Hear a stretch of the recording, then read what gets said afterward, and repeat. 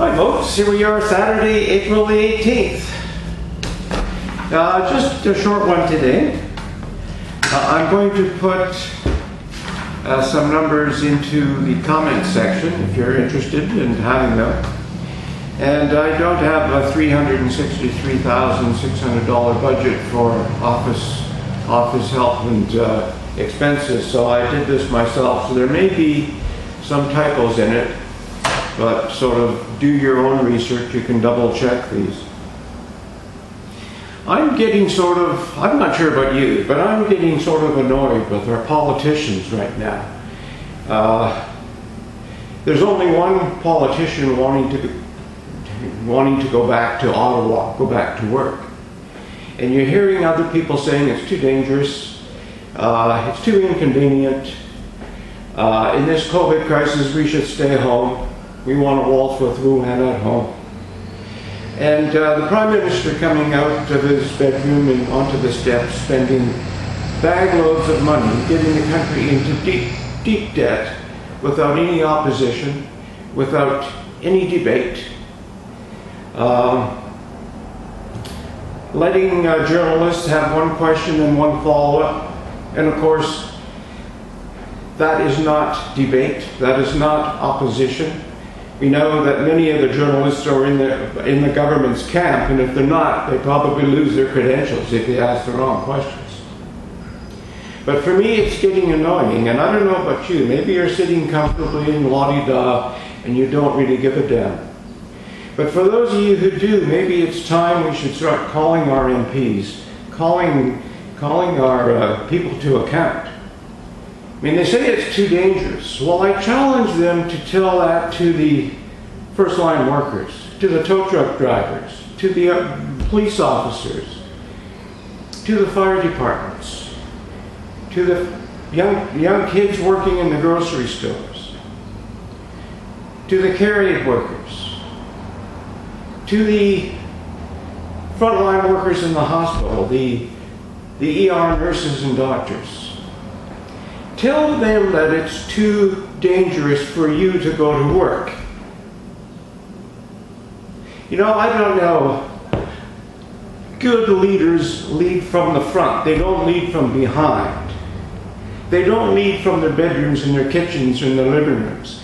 This idea of a virtual parliament is really, really stupid. I mean, think about it. Let me read, because I want to read this so I get it right. Let me read the salaries these clowns make, and then you decide whether or not they should go to work. The MP's base salary is $178,900.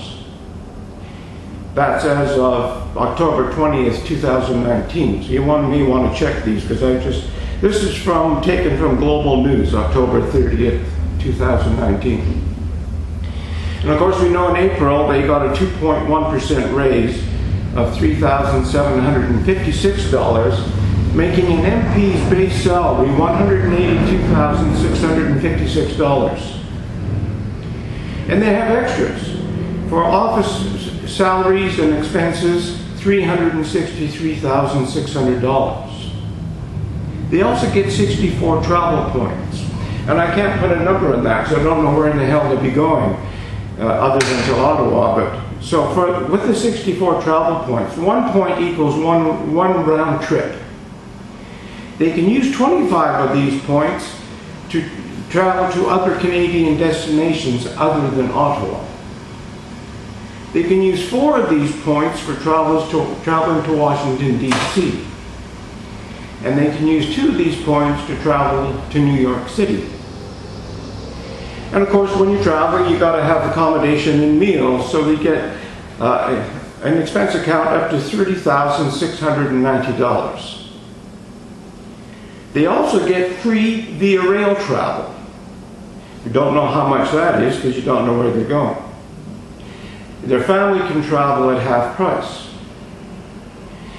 And for those who have a home in their own ridings, which most of them do, unless they've been parachuted in, and then that's their problem. But for those who have a home in their own riding, They also get an allowance of $28,600 for accommodation in Ottawa.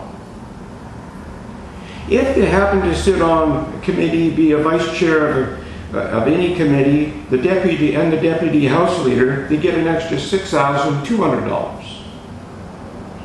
If they happen to be sitting in the National Security and Intelligence committees as members, they get an extra $12,400. The opposition house leader sitting there and $17,500. Chief government and opposition whips get the chief government opposition whips get $17,500. I'm just sort of can't read my own typing here. The deputy government and opposition whips. Deputy opposition leader chairs of the National Security Council, $42,200. Leaders of parties other than the government official opposition, $60,600. Speaker of the House and official opposition leaders, plus ministers of state, $85,500. They also get a car allowance of $2,000. And of course, the Prime Minister gets an extra $182,656 because the Prime Minister makes twice what an MP makes. Now, that's a hell of a lot of money. That is too much money to stay here. Say it's too dangerous to go to work. You're going to stay home and broadcast whole Parliament from your bedroom or from your couch in the living room or your home office. That is totally stupid. And I can't see how people are putting up with that. I can't see how the average Canadian can stand that. I mean, it's totally, totally crazy. Also have some numbers, and these are from, again, you can check these. Stats are funny things. Sometimes people do stats different ways. But this is from data from January 2019. This is the average Canadian salaries. In Newfoundland and Labrador, it's $54,451. New Brunswick, $48,122.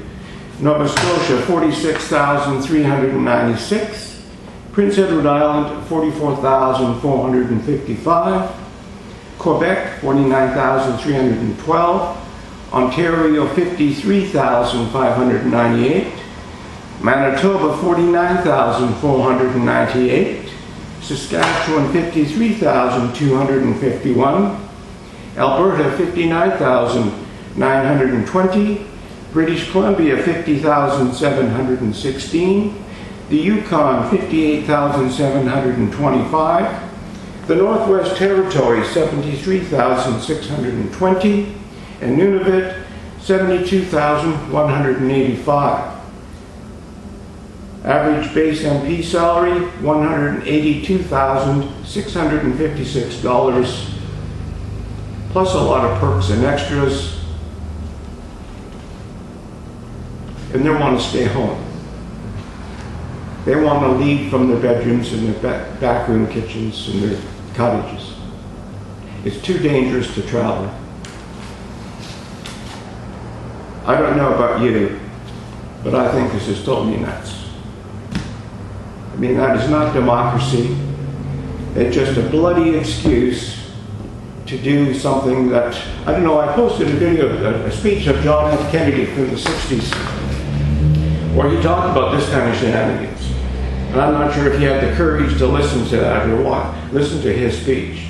It's one of his phenomenal speeches. And I did that. If you didn't listen, go back to yesterday and listen to it. Unless you really don't give a damn, I suppose, then don't. Now, if we don't, people don't stand up and say something. If they don't sort of get annoyed at this. If you're comfortable with just the see Dick go, see Jane go phrase, wash your hands, don't touch your face, stay home. If you're comfortable with that and your allowance from the government, that's for the next couple months, I guess, what can I say? You know, we're in a democracy, the majority rules. Whether you like it or not, you gotta counter that. But I don't think the majority of Canadians would agree with this kind of money and you're not going to work. That's about all for now. Have a good weekend. Might see you tomorrow. Bye for now.